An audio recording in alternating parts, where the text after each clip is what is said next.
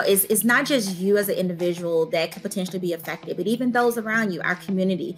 That's how we were able to get rid of so many of these diseases that were killing people. The idea behind herd immunity. So if somebody don't fully complete their vaccination series, it's not just, you as an individual or, the mom or somebody making that decision, but it's also affecting the community. And so one decision can have a ripple effect for the entire community that you live in, if we don't provide the herd immunity and also protect yourself. So I think that it's important to complete the entire vaccination series, no matter which one you start, to protect you as an individual, your family, your friends, and the community, so that these diseases that were killing people will not come back and flare up again in our communities.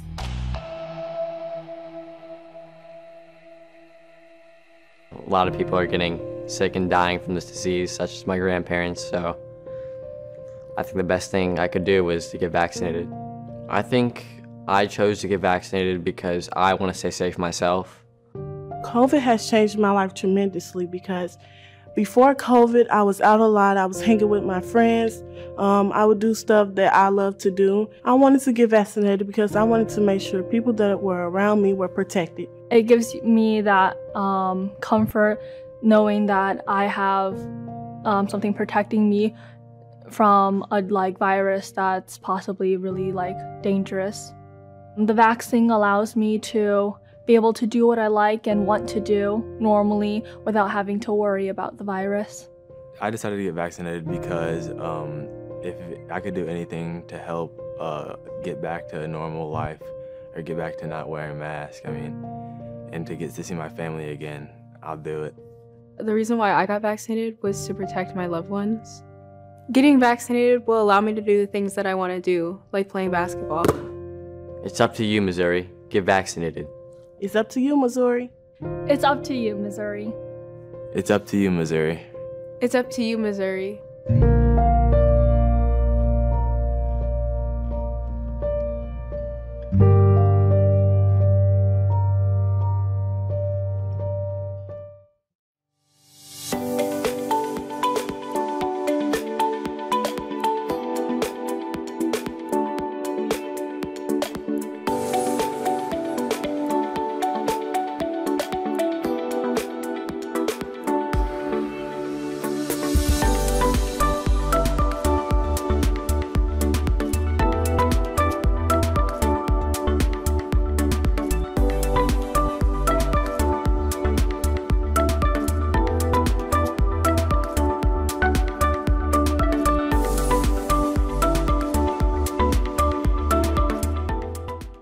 It's not just you as an individual that could potentially be affected, but even those around you, our community.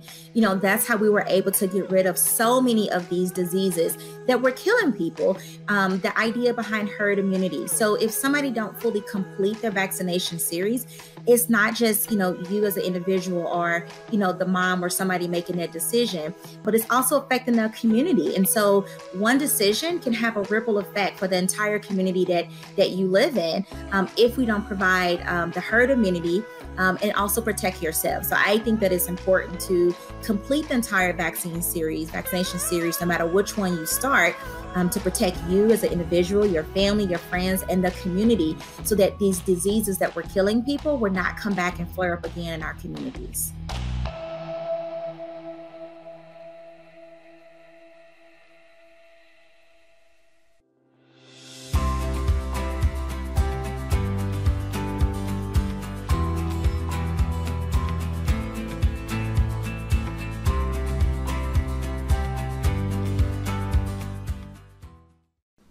Our next presenter is Dr. Craig Rooney.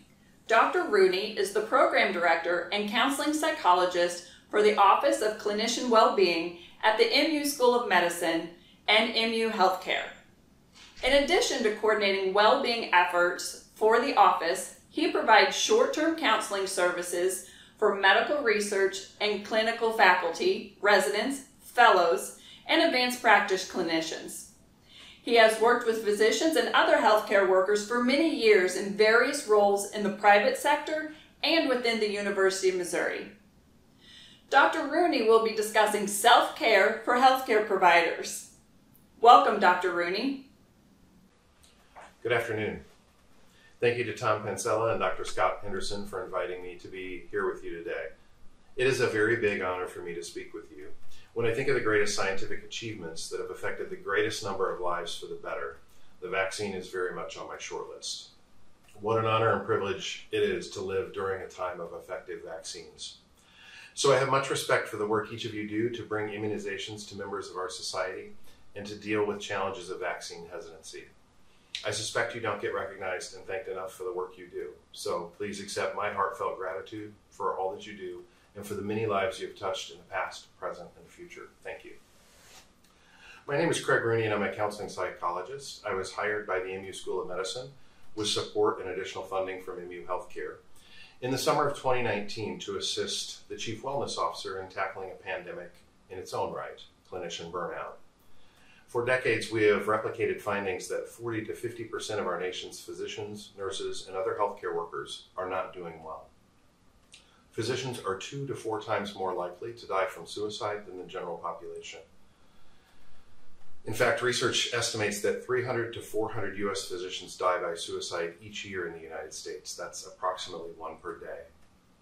They are also vulnerable to alcohol use disorders, depression, and anxiety.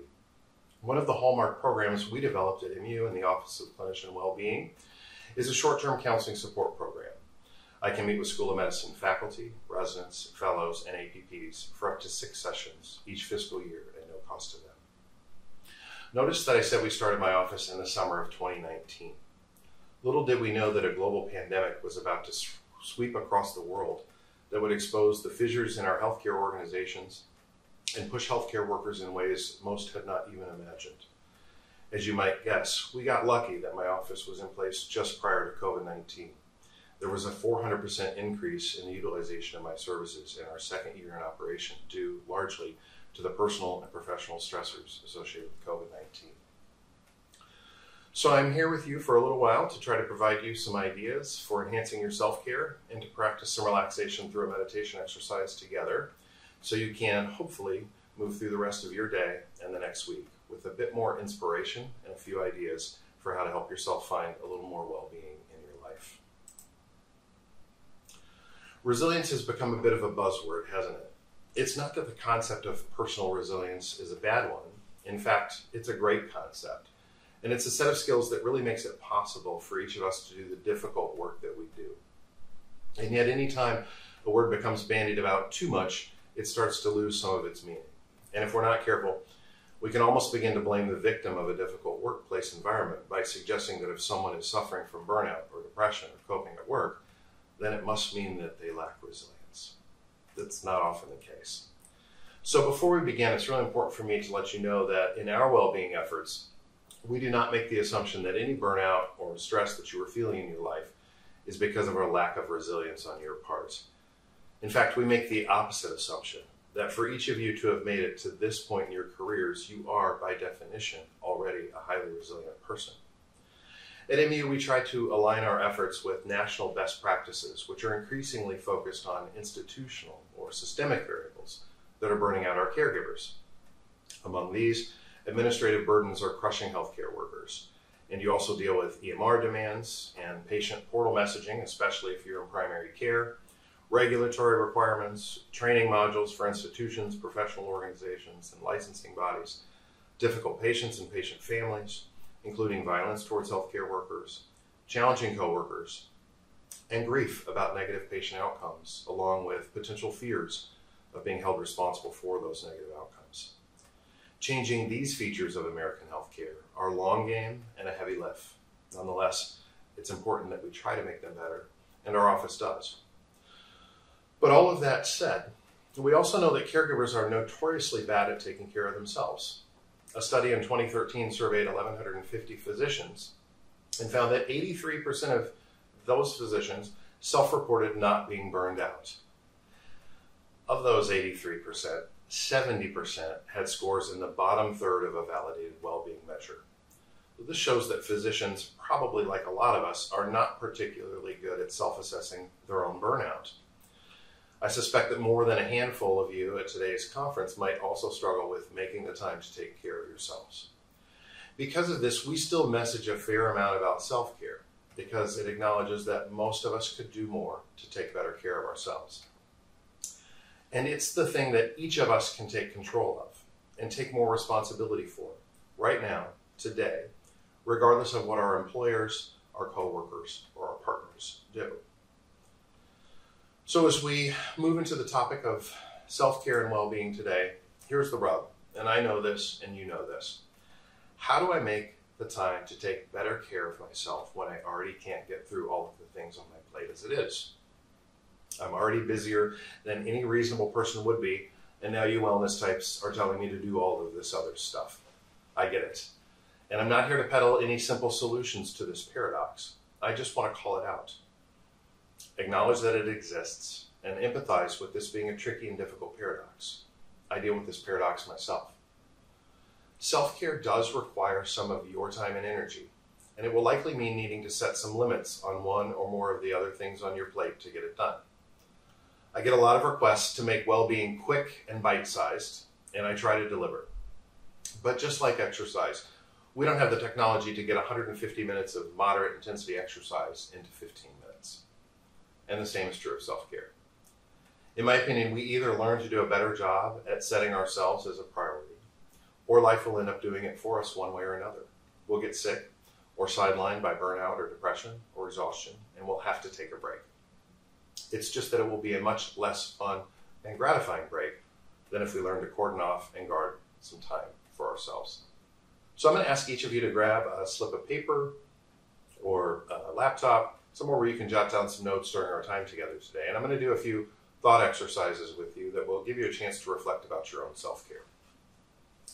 First, what are the barriers that get in the way of spending more time on self-care? And take a few moments to jot some of these down as I continue to talk about this. Common ones that I hear are time, family obligations, documentation or other work responsibilities, very little or no alone time. And because I'm a psychologist, I have to mention that it is the thoughts in our heads that are typically the biggest barriers to getting this done. Thoughts like, if I have any free time, I should be spending it with my kids, or my partner, or exercising. A common thought is some version of, it would be selfish or indulgent for me to do this for myself. And I frequently see people employ a creative use of guilt that goes something like this. I really want to spend time with my friends, so I schedule some time with my friends. And then I have a thought, what kind of parent would rather spend time with their friends than with their kids? And then the response thought, a horrible parent. So then the person ends up spending some time with their friends, but they feel guilty about it the whole time they're away. And they may even end their friend time early to get back home. It's almost like there's a private logic. Well, I spent time with my friends, but I felt guilty doing it. So while I'm kind of a horrible parent, I'm a less horrible parent than one who does that and doesn't feel guilty. Okay, maybe. But the time away from your kids recharging your batteries with friends would have probably been a whole lot better if you didn't spend the time feeling guilty about it. What if you said something different to yourself, like, spending time with friends is a healthy, happy way to live. I'm role modeling the importance of nurturing friendships to my children, and they will be okay. In fact, some time away from me can help them learn independence and coping skills. I can't be an effective parent if I don't take some time for myself to stay connected with my friends. Again, I don't have a simple solution to overcoming your barriers. That can certainly be a topic for some counseling sessions if you're feeling really stuck in this. But I would encourage you to talk with a professional if you're having a hard time figuring out how to do this. Many people do, and this is a common theme in my sessions with clinicians. But for today, take another couple minutes looking at your list of barriers and identify which of those barriers you could steal 15 minutes from, or that you could spend 15 fewer minutes working on over the next week that would not result in catastrophic collapse of your life. And how many of your barriers are self-imposed or have a self-imposed component to them? And also consider if there are ways to mitigate or reduce those barriers. A quick example, exercise for me, I've always thrown up all kinds of barriers between myself and exercise. I'll have to change clothes, it's raining outside, I'll get wet, the list goes on and on. And so for me, packing my gym clothes and taking them with me reduces one of those barriers to get to the gym. And ultimately, I bought an exercise bike and put it in the basement and cut out a lot of those barriers for myself, including myself, between myself and exercise. But the bottom line is we can't begin to address the barriers between ourselves and self-care if we don't name them first. So I'm going to move along, but I'll ask you to continue thinking about these barriers between you and your self-care. And as you consider the idea of taking care of yourself when faced with all of the competing obligations and demands in your life, I would ask for you to consider the human brain. The brain has no fuel stores, so it needs a continual supply of glucose or ketones, but let's not go down that particular rabbit hole today. By volume, the human brain takes up approximately 2% of the body, but it gobbles up anywhere from 20 to 60% of glucose utilization. By design, the brain unabashedly eats a lot more of the food than would be its share based on size, and it does so because of function.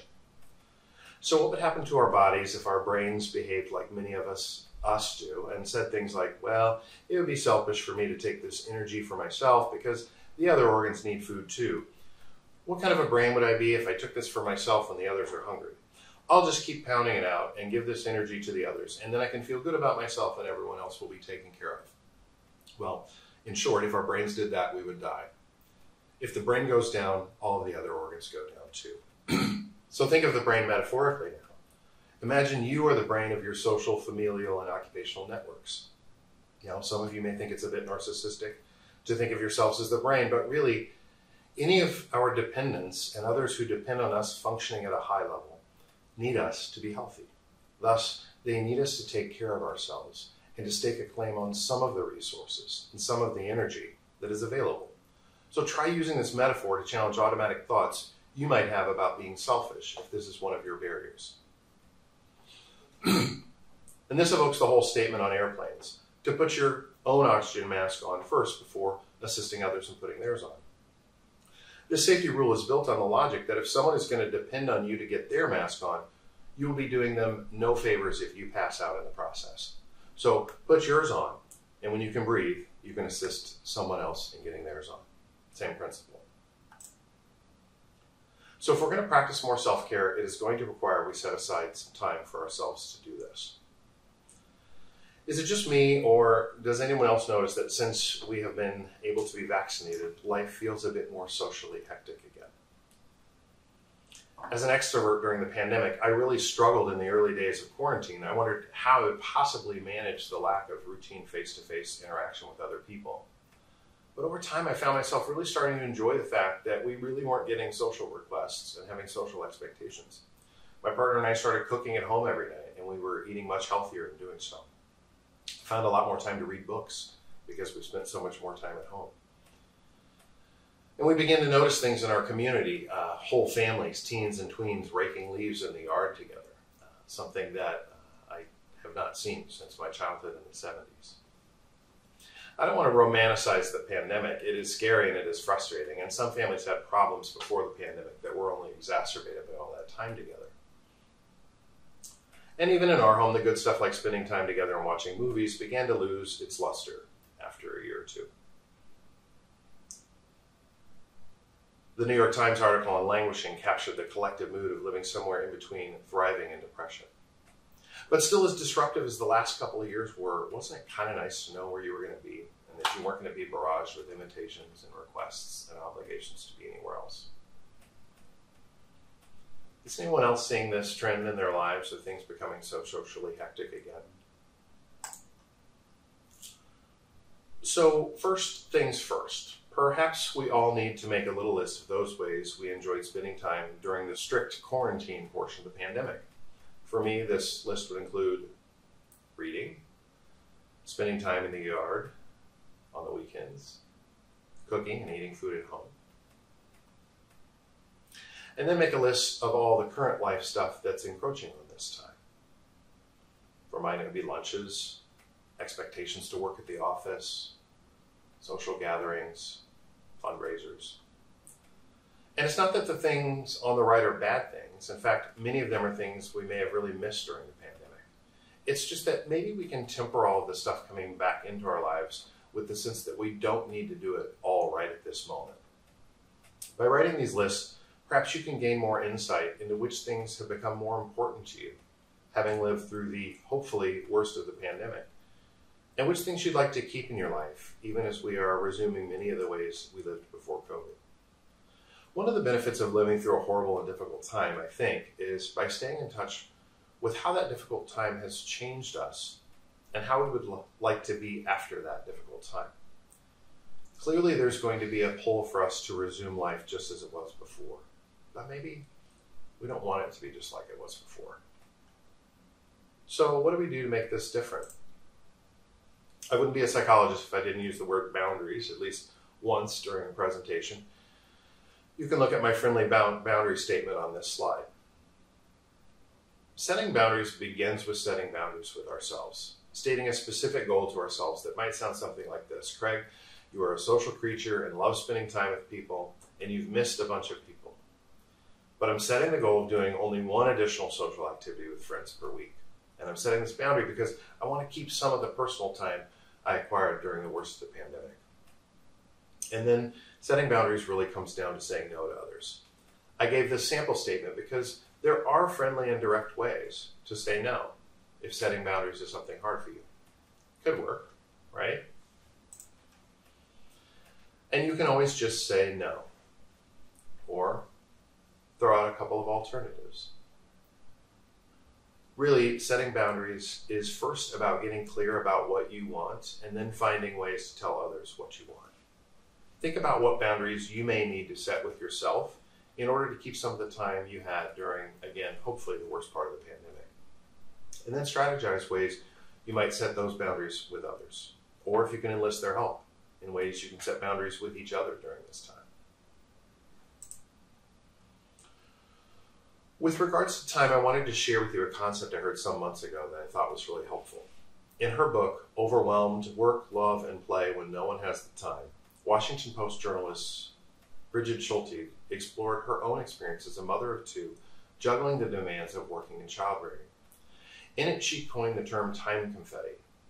All of the wasted seconds and minutes that are now claimed by our tendency to multitask in unproductive ways, thanks largely to our phones and other devices. Dr. Ashley Williams at Harvard Business School took the concept a bit further. She writes, to get a sense of how you shred your time, consider this simple calculation. You have 1 hour of leisure at 7 p.m. During that hour, you receive 2 emails, check both, and respond to 1. 4 Twitter notifications about useless pontificating or terrible people saying terrible things, and you thumb through the replies for 1 of them. 3 Slack notifications from colleagues asking you questions or a favor, of which you answer 1 and ignore 2. 1 alarm reminding you to call your mother tomorrow on her birthday, and 4 texts from a friend trying to make plans for next weekend, all 4 of which you reply to. Each event in and of itself is mundane and takes only seconds, but collectively they create 2 negative effects. The first is the sheer volume of time they take away from you, as shown on the table on this slide. The second, more invasive effect of time confetti is the way it fragments the hour of leisure. It's most likely that these interruptions are randomly distributed throughout the hour.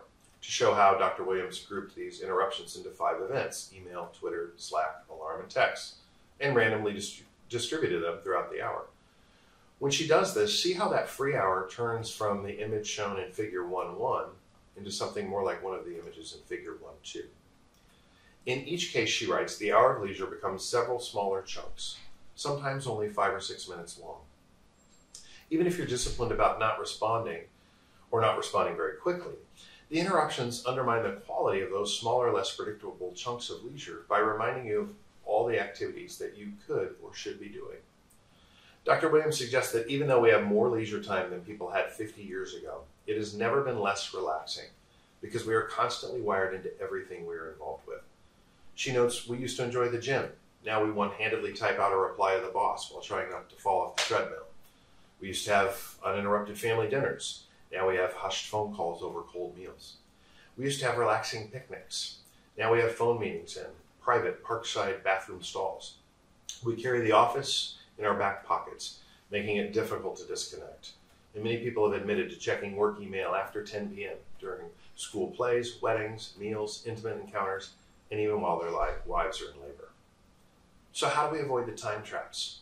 First, just try keeping a log of all the ways you spend time during the week. Don't try to change anything, just keep the log. Notice how much time you shred or turn into confetti with your device. Next, see if there are small steps you can take to be more fully present in what you're doing. Remove some apps from your phone if they are big perpetrators of time confetti. Is yours Facebook, Twitter, Instagram, Outlook? See if you can become aware of the thoughts that go through your head, if any of them are running a con. One of my con man thoughts is, I'll just reply to this email real quick, and then I'll be able to really focus on my partner. It's a con because inevitably the next notification pops up. So try a different thought. Right now, I'm eating dinner with my partner. I can check this email after dinner, or better yet, at bedtime or in the morning. To review how you can reclaim your time, ask yourself, what strategies did you develop during COVID that you would like to continue moving forward? What boundaries are you willing to set with yourself and others? And how are you shredding time confetti? And are there small ways to begin to keep leisure time uninterrupted? I recently took a vacation and told my boss I was not checking email to the point I was removing Outlook from my phone. It was the best vacation I've had in 3 years. And when I came back, I told him that I'm turning the Outlook notifications off on my phone. So now, while I did put it back on my phone, it's for the convenience of being able to check it on my time, but not perpetually get those kind of work email notifications that end up shredding a lot of my leisure and family time. John Lennon said, life is what happens when you're busy making other plans. And Michael Altshuler said, the bad news is that time flies. The good news is you're the pilot. So our next interactive exercise is to go over 4 areas in life that have been shown to make people feel better and may help you increase your flow. When I talk about these 4 areas, I'm going to be talking about behavioral goals a lot. And this is intentional. It means we need to challenge ourselves to act and not just to think about action, or not to just plan for action. The first is movement. And I use the word movement because the word exercise can sometimes be charged with feelings of dread or obligation. Your body was designed to move, and most people feel better if they get some routine movement in their lives. So if you'll grab your trusty pen and paper, what is a movement goal that you could realistically accomplish in the next week? Remind yourself that some movement is better than no movement. This can be walking during a lunch break, or taking a walk when you get home from work before transitioning to your family life. If you're already very good at setting aside time for exercise, this area may not be lean for you. And if you're not very good at setting aside time for that, then you need to set really small, achievable goals. So if you're not getting much movement at all, setting a goal to exercise 6 days over the next week is probably not realistic. Think about any ways to make a small increase in movement over the next week. Second, what activities exist in your life solely to bring you joy or pleasure? Or put another way, what in your life exists that is just yours and just there because it makes you happier? Sometimes we're working so hard to fulfill personal and professional obligations, we fail to pursue our own pleasure. These things can include going to a park, taking a bubble bath, going for a drive in the country, having a dinner party with friends. Mine is guilt-free pleasure reading science fiction books. Not books I think I should be reading, but books I'm really excited to read. I set a time aside each night to do this as a natural transition to sleep. I protect this time, and my partner knows that it isn't personal. It's just that I really enjoy reading my science fiction book, and it's really important for me to have that time for myself. Another is scheduling a massage once per month because it feels great and it's somewhere where I don't have to take care of the other person. So on your own piece of scratch paper, think about this week. What is a joy and pleasure behavioral goal that you might realistically achieve? Third, what activities this week will bring you a sense of achievement or mastery? Most people feel better when they are completing a task and getting better at something. And while work accomplishments are satisfying, I'm asking you to think about whether you have anything that fits into this area that is outside of work. Dr. Adam Grant, the organizational psychologist who wrote the now famous Languishing article in the New York Times, provided a good description of what I call achievement and mastery goals when he wrote, to transcend languishing, try starting with small wins, like the tiny triumph of figuring out a whodunit, or the rush of playing a 7-letter word.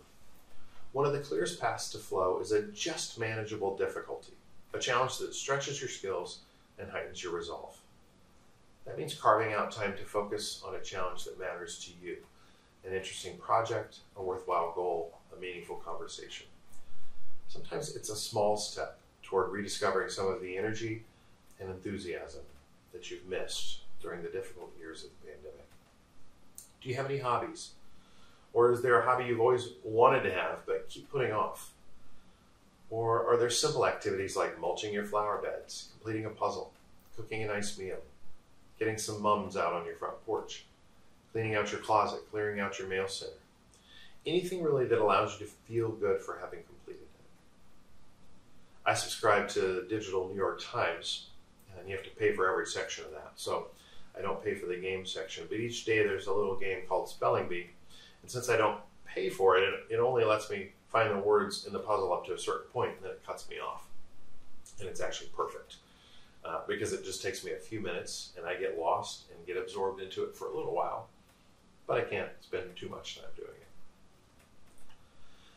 So on your kind of note page, what's one thing you'll do this week that will leave you with a sense of achievement or mastery? Just one. Most of us have a laundry list of things to do, and rather than completing any of them, we just carry it around feeling worse and worse that none of it's getting done. So I would encourage you to just focus on one little thing this week. And fourth, what behaviors give you a sense of meaning or purpose? Most of us can rattle off a list of things or people we value, but try translating one of those values into a behavior. Another way to get at this is to ask yourself, what do I most value about life? So if I say I value generosity, I would challenge myself to identify a way and set a behavioral goal of being generous over the next week. If I say I value humor, I would ask myself what I could do that would make me laugh. If I say I value a family member, I would ask what specifically could I do this week that will show that person that I love them. And so consider what one thing you'll do this week that behaviorally expresses your values and gives your life meaning. And before we move on from meaning, I think it's really important to point out that finding meaning in your work is one of the key protective factors identified in the clinician burnout literature. But the day-to-day drudgery of our jobs, stressors like the EMR and other administrative burdens, difficult personalities among our coworkers, and long hours, can take us away from connection to this meaning. And so you also might jot down on a note card for yourself, what is most meaningful about your work? Why do you do what you do? And place that somewhere where you can see it on a regular basis to reconnect and remind yourself about the meaning and the value in your work.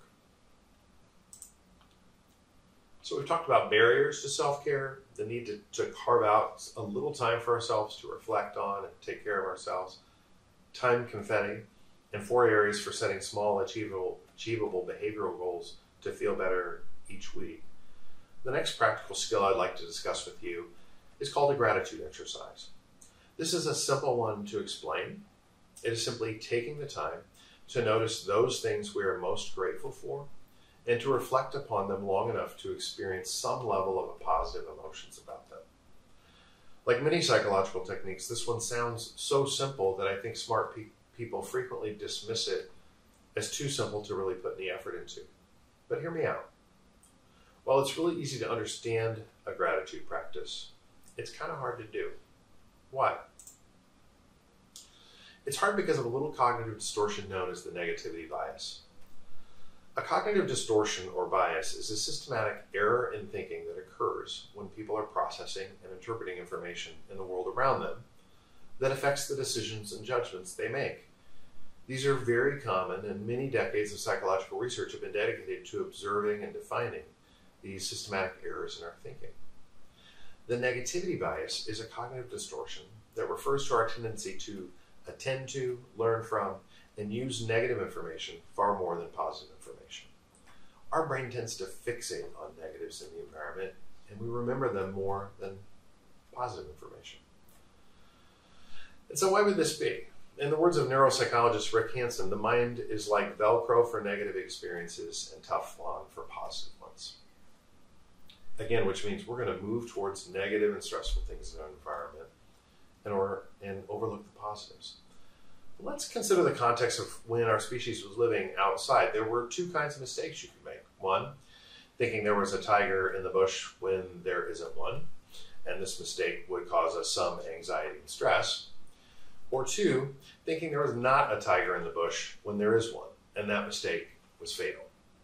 So our brain will make that first mistake thousands of times in order to avoid making the second mistake once. And so it will do so at our expense by making us feel anxious and stressful, but in allowing us to survive. And this is why a gratitude practice is necessary for most people. It's really retraining the brain to stop and notice the many positive things that we let cruise on past us in our dogged pursuit of the next problem to try to fix. A gratitude practice will again require setting aside a little bit of time to do during a busy week, but it can be a pretty powerful way to enhance your well-being. In fact, research suggests that those who regularly practice gratitude experience more positive emotions, sleep better, express kindness more often, and experience enhanced immune functioning. So if you'll take your piece of paper that we're working with today and jot down 3 good things that have happened over the last few days, and try to note the role that you played in the positive outcome. Or try to note the role that someone else played in the positive outcome. And then try to sit with those 3 good things and cultivate the positive feelings that go along with them. Duke psychologist Brian Sexton's research suggests that the best results of this exercise take place after you've made 14 consecutive entries. So after our time together today, consider getting a gratitude journal.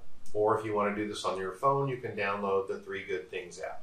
The one by Darling Apps is the one affiliated with Dr. Sexton, and it has a free 14-day trial, so you can see if this is working for you, and then it's pretty nominal thereafter.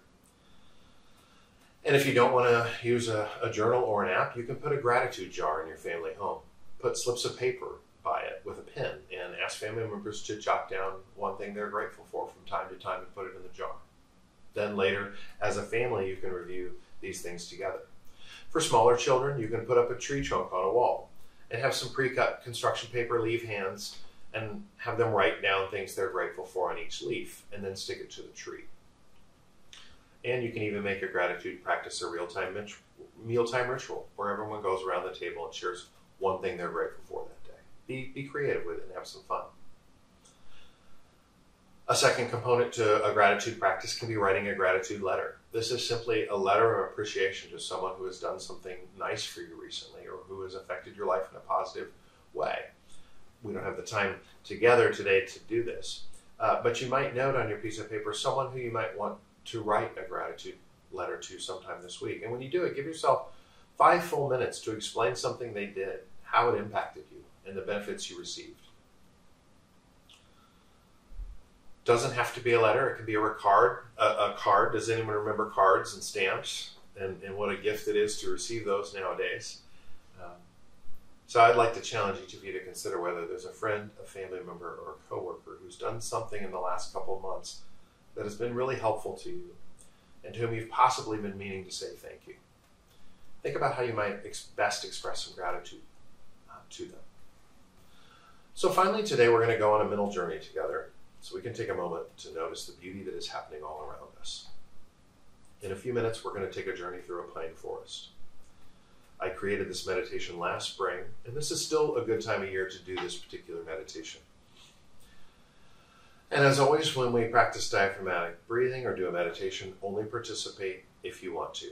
If you live through trauma that makes relaxation uncomfortable, please do not feel like you have to participate. So take a deep breath down into your belly. Soften the muscles in your stomach so that your diaphragm can fully expand when you fill your lungs. Find a comfortable position in your chair. Give yourself permission to create a little space for calmness and relaxation in the midst of whatever else is going on for you today. If your brain protests, gently remind it that by relaxing for a few moments now, you will be able to turn your complete focus to the day's remaining tasks with increased energy and calmness. Allow your eyes to close gently.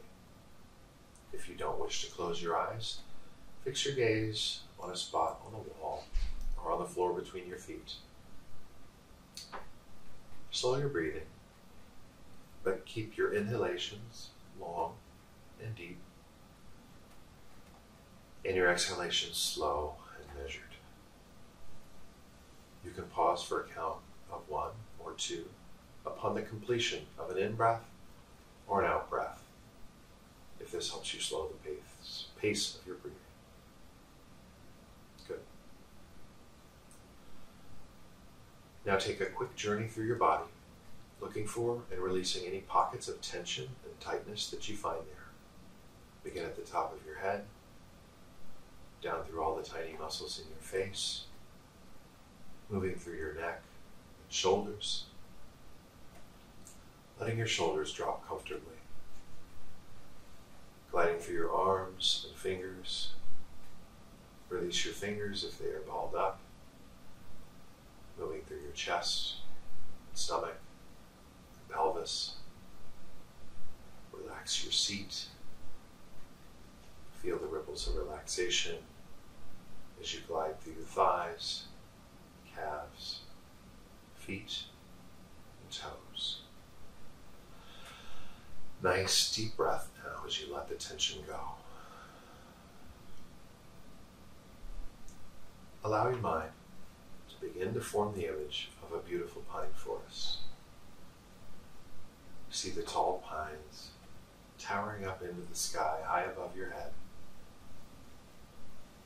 Notice how the pine needles fracture the light, leaving a dappled pattern on the soft brown needles carpeting the forest floor.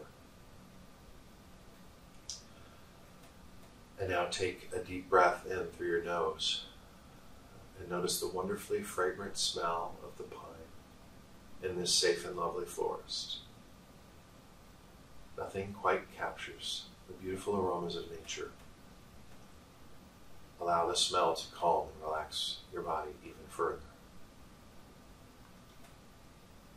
Begin to move down the wide, paved trail into the pine forest.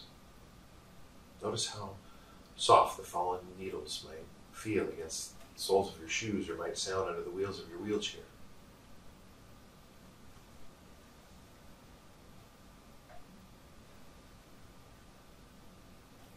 You may occasionally hear the soft crack of twigs beneath you as you move further along the trail. Notice some of the little woodland creatures scurrying off to the side of the trail, not bothered by your presence, but just giving you a welcoming berth as you move peacefully along the trail. Continue to take deep, cleansing breaths, continuing to notice the fragrance of the pine trees as you embark along your journey. Feel the warm sunlight on your face, and notice that the dappled sunlight creates patterns on your face when you look up. As you look up, see how the light plays through the pine needles and how the tops of the trees sway gently above. Feel a gentle breeze pass through the forest floor, not making you cold, but just cooling you slightly in the warm sunlight. The weather is a perfect balance of warm and cool. Hear that unique whisper that happens when a breeze blows through pine trees. Move slowly along the trail as it bends around a gentle curve. Notice that you see a clearing up ahead. Continue breathing slowly and deeply, allowing your body to soak in the relaxing scent of the pine forest. Noticing the musical sound of distant bird song. Following the meandering path before you to allow your mind to quiet and slow itself down for just a little while today. As you approach the opening in the woods, you can see the rippled surface of a clear, clean lake. Notice as you move out of the woods that the warmth of the sunlight on your skin intensifies. Move up to a big boulder lying right along the shoreline of the lake, taking nice deep breaths as you enjoy the sunlight and become aware of the smell of clean water. From your position on the boulder, look down into the water and see several fish there, swimming lazily along in the shallows, living their best fish life as you watch them and breathe it all in. Looking over to your right, notice some lovely purple wildflowers growing up out of a crack in the boulder. Notice how intricate the flowers are, how they sway in unison with the soft breezes passing along the surface of the lake and cooling you on the boulder. Think about how brilliant flowers are, how their symmetry and fragrance attract other creatures to do their bidding, as all the while they remain firmly rooted in place. Reflect upon how many flowers are out in the world right now, doing their best to get your attention, showing you bright colors and shapes and patterns, and how easy it is to pass right on by them without even noticing them in our pursuit of human endeavors. Compliment yourself for taking a few moments today to stop and notice these flowers on this boulder, by this lake, in these pine woods.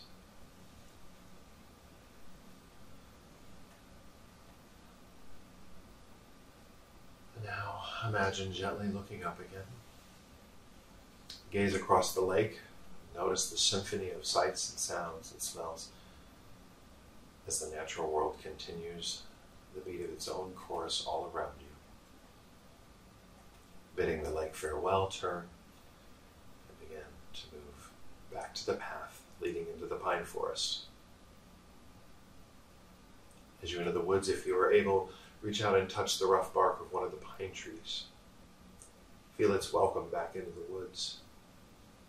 Then feel yourself gently gliding along the soft pine needle carpet of the path as you make your way back. Breathe in your connection to nature, knowing that it is really good for you to be here today. Notice the pretty pine cones lying across the forest floor as you gently move forward around the bend in the trail and make your way back to the trailhead where you entered the forest. Shinrin-yoku in Japanese means forest bath. Simply, it's just experiencing all of your senses while spending time in the woods. And studies have actually linked forest bathing with positive health outcomes. Feel good about having done this for yourself today as we come toward the end of our time together. As you become more aware of the chair pressing against your legs and of being back in this present moment, consider the rest of your day. Aware that your forest bath awaits your return at any time. Know that you can stop at any time today. Close your eyes. Breathe in the smell of these pines. Wiggle your fingers and your toes. And please accept my gratitude for spending a little time with me today.